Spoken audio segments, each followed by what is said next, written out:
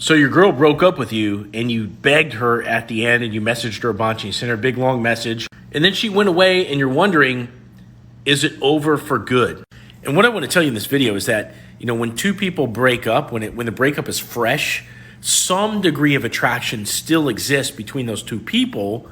It's just that it's not enough to warrant exclusivity. And so when you understand the mechanics of attraction, that is that space and time and distance and mystery, which are all kind of, they're essentially the same thing when you really boil them down. But all those things, play into attraction between two people. And when you look at a breakup, people were too close and they almost repelled each other, or somebody was doing something wrong and they repelled the other person. But after they split apart, guess what increases?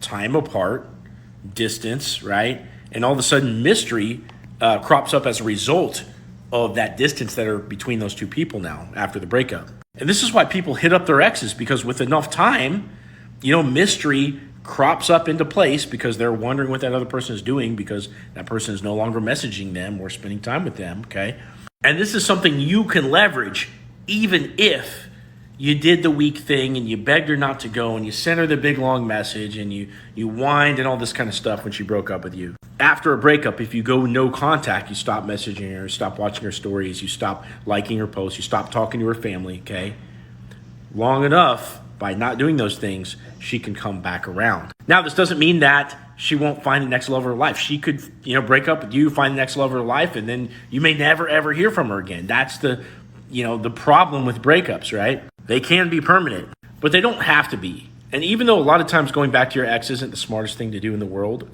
if you made a lot of bad moves, you weren't really educated as a man in terms of, what you should be doing in terms of date planning and maintaining attraction and all these things, you may want a second shot, and it's understandable because you have an emotional connection to that person. So the best thing you can do is go no contact, strict, for as long as it takes for that girl to hit you back up again. And then you start focusing on yourself. What does that mean? It means get in the gym, start making money, live your best life, hang out with your friends, take on a new hobby, and make sure you post about all these things on your social media, which hopefully you haven't blocked the girl.